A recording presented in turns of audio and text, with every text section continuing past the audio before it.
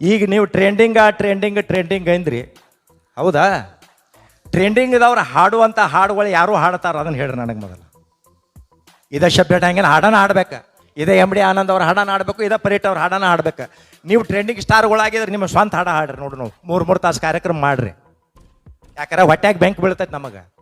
ನಾವು ಯಾವುದೋ ಒಂದು ಕಲ್ಪನೆ ಇಟ್ಕೊಂಡ ಒಂದು ಒಳ್ಳೆ ಉದ್ದೇಶ ಇಟ್ಕೊಂಡ ನಾವೊಂದು ಹಾಡ ಬರೆದಿದ್ರೆ ಮನಸ್ಸರ ಹೆಂಗೆ ಬಂತ ಗೆಳತಿ ಅತ್ತೇನು ನಾವು ಬರೆದ್ರೆ ಯಾವಾಗ ಬರ್ತೀಯ ಗೆಳತಿ ಅಂತೇಳಿ ನೀವು ಬರೆದ್ರೆ ನಾನು ಹಾಡ ಸತ್ಯನಾಶ ಆಗಿ ಹೋತ.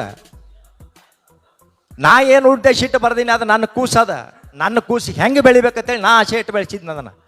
ಆ ಕೂಸನ್ನ ತೊಗೊಂಡು ನೀವು ನಿಮಗೆ ಮನಸ್ಸೋ ಇಚ್ಛೆ ಆ ಹಾಡ ಹಾಡೋದು ನಡು ಬಾಯಿಗೆ ಬಂದಂಗೆ ಬಾಯಿ ಬಚ್ಚಲ ಮಾಡ್ಕೊಂಡು ಸಿಕ್ಕಂಗೆ ಮಾತಾಡೋದು. ಆ ಹಾಡಿಗೆ ಆ ಮಾತಿಗೆ ಒಂದಿಟ್ಟರ ಸಂಬಂಧ ಇರ್ತೈತಿ ಇಲ್ಲ. ಈಗ ನಾವು ಎಷ್ಟು ತಪಾಕುತ್ತ ಎಲ್ಲ ರೀತಿ ನವರಸಗಳನ್ನು ಆಧಾರವಾಗಿ ಇಟ್ಕೊಂಡ ನಾವು ಕ್ಯಾಸೆಟ್ನಾಗ ಹಾಡು ಕಾಲಕ್ಕೆ ನಮಗೆ ಹೇಳವ್ರ ಕೇಳವ್ರ ಅನ್ನೋರು ಇದ್ರೆ ನಾವು ಯಾರು ನಮಗೆ ಏನಾರ ಅಂದ್ರೆ ಏನಾರ ಇದಾತಿತ್ತಲ್ಲಪ್ಪ ಹಿರಿಯಾರು ನಮ್ಮನ್ನು ಬೇದ್ರೆ ಹೆಂಗೆ ಆತು ವಿಚಾರ ಮಾಡಿ ಬರೀತಿದ್ದೆವು. ಈಗಾದರೂ ಹೇಳ್ತಾನ 10,000 ಹಾಡ ಹಾಡೇನಿ, ಒಂದಲ್ಲ ಎರಡಲ್ಲ 10,000 ಹಾಡ ಹಾಡೇನಿ. ಇಲ್ಲಿವರೆಗೂ ಹೇಳ್ತೀನಿ ನಾ. ಈಗಾದರೂ ಒಂದು ಸಾಹಿತ್ಯ ಬರದ್ನಪ್ಪ ಅಂತಂದ್ರೆ ನನ್ನ ಮುಂದೆ ಯಾವದಾನ ಅನ್ಬೋದ್ಲಣ್ಣ. ನಾನು ರೂಪ ನೋಡ್ರೆ ಗೊತ್ತಾಕೈತಿ ನಿಮಗೆ 10,000 ಹಾಡಿರ್ಬೋದೇನಪ್ಪ ಮತ್ತು ಅನಿಸ್ತೈತಿ ನಿಮಗೆ. ನಾವು ಹಿಂಗೆ ಬಂದೀವಿ, ಬಂದಿದ್ದು ಹಳಿ ಮಂದಿ ನಾವು ಹಿಂಗೆ ಹೋಗವ್ರ. ಯಾಕಂದ್ರೆ ಸಂಸ್ಕಾರ ಬಿಟ್ಟು ಇಲ್ಲ ನಾವು. ಸಂಸ್ಕಾರ ಸಂಸ್ಕೃತಿ ಅನ್ನೋದು ಹಾಳಾಗಿ ಹೋಗೈತಿ. ಇದನ್ನು ನಾವು ಪ್ರದೀಪ ನಾವು ಎಲ್ಲರೂ ಮೊದಲಿಂದ ಮಾತಾಡ್ಕೊತಾನೆ ಬಂದಿದ್ದೆವು. 13-15 ವರ್ಷ ಆಯ್ತು. ಅತಿರೇಕಕ್ಕೆ ಹೊಂಟೈತಿ ಏನೂ ಉಳಿವಾಲ್ತ ಅನ್ಕೋತ ಬಂದಿದ್ದೀವಿ ನಾವು. ಈಗ ಲಾಸ್ಟಕ್ಕೂ ಬತ್ತು ಯಾರ ಕಾಲದಿಂದ ಕಾಲ್ಗುಣದಿಂದ ಬತ್ತು ಅವ್ರಿಗೊಂದು ನಮಸ್ಕಾರನೂ ಮಾಡ್ತೇನೆ ನಾನು. ಯಾಕಂತಂದ್ರೆ ಏನೇನು ಉಳಿಸಿಲ್ಲ ಅದಕ್ಕೆ ಹೇಳ್ತಾನೋ.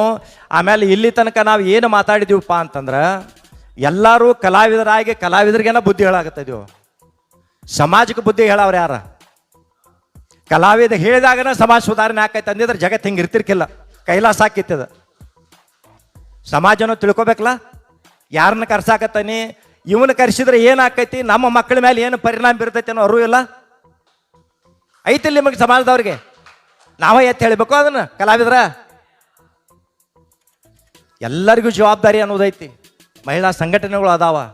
ಇಲ್ಲೇ ಬಿಜಾಪುರದಾಗನ ನಾವು ಒಮ್ಮೆ ಕಾರ್ಯಕ್ರಮ ಮಾಡಕ್ಕೆ ಬಂದಾಗ ಒಬ್ರು ಮಹಿಳಾ ಸಂಘಟನೆಯವ್ರು ಅಕ್ಕಾರ ಬಂದ್ರೆ, ಏನ್ರಿ ಅಣ್ಣ ನಿಮ್ಮ ಹಾಡ ಅಂದ್ರೆ, ಭಾಳ ಚಂದ ಹಾಡ್ತೀರಿ ಅಣ್ಣ ನಿಮ್ಮ ಹಾಡುಗಳು ಏನಾ ಅಂತ ಹೇಳ್ರು. 200 ರೂಪಾಯಿ ಯಾರು ಕೊಟ್ರೆ ಅಂಥವು ಹಾಡಬೇಡ್ರಿ ಭಯ ಅಂದ್ರೆ ಮತ್ತೆ ಮ್ಯಾಲ ಅಂದ್ರೆ ಮಚ್ಚಿಲಿ ಬಡ್ಕೋಬೇಕು ನಾವು.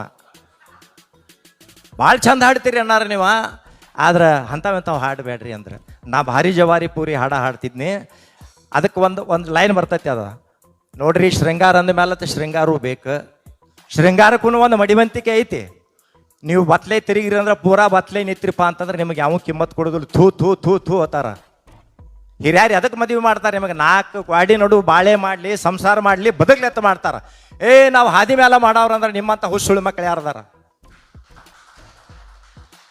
ಅದಕ್ಕೆ ಎಲ್ಲದಕ್ಕೂ ಶೃಂಗಾರಕ್ಕೂ ಮಡಿವಂತಿಕೆ ಐತಿ. ಶೃಂಗಾರ ಎಲ್ಲಿ ಮಾಡಬೇಕು, ಎಷ್ಟು ಮಾಡಬೇಕು, ಊಟದಾಗ ಉಪ್ಪಿನಕಾಯಿ ಅಂದಂಗೆ ಒಂದ ಊಟನ ತಿನ್ನಕ್ಕಾಗೋದಿಲ್ಲ. ಅದಕ್ಕೆ ದಯವಿಟ್ಟು ನಮ್ಮ ಎಲ್ಲ ಕಲಾವಿದರು ನಾವು ಒಂದಾಗಿದ್ದೀವಿ. ಇವತ್ತು ನಾವು ಮಾಡಿದ್ದೀವಿ ತಪ್ಪ, ಆದರೆ ನಾವು ಹಾಡಿದ ಡಬಲ್ ಮೀನಿಂಗ್ ಹಾಡಿದ್ದೀವಿ, ಡೈರೆಕ್ಟ್ ಮೀನಿಂಗ್ ಹಾಡಿಲ್ಲ. ಇದನ್ನು ತಿಳ್ಕೊರಿ.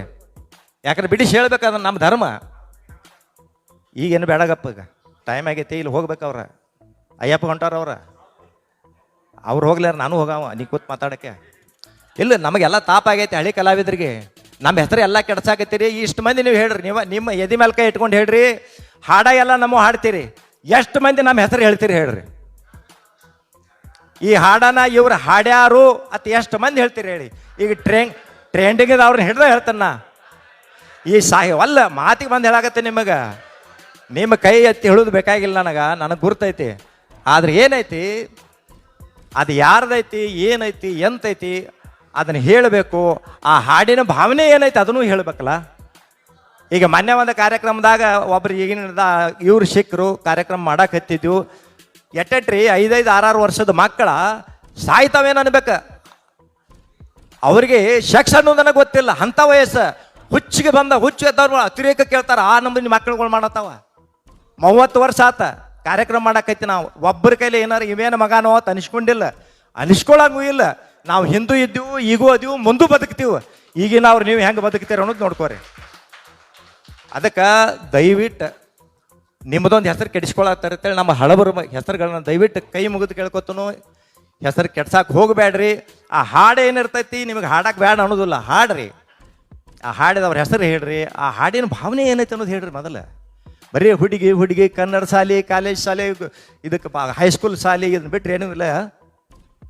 ಪ್ರತಿಯೊಂದು ಹಾಡ ಮಾಡಿದ್ದೀವಿ. ಈಗ ಮಾನ್ಯ ಈಗ ನಮ್ಮ ಸಂಬಂಧಗಳು ಹೆಂಗದಾವ ನೋಡ್ರಿ. ಇಲ್ಲಿ ನನಗಿಂತ ದೊಡ್ಡವ್ರ, ನನಗೆ ಅವ್ರ ಭಯ್ಯ ಆತಾರ, ಅಣ್ಣ ಆತಾರೋ, ನಾ ಅವ್ರಿಗೆ ತಮ್ಮ ಆತನ. ಅಂದ್ರೆ ಕಲಾವಿದರೊಳಗೂ ಈ ಭಾವನೆಗಳು ಬೇಕು. ನಿಮಗೆ ನಾವು ಮರ್ಯಾದೆ ಕೊಡ್ಬೇಕು, ನಮಗೂ ನೀವು ಕೊಡ್ಬೇಕು.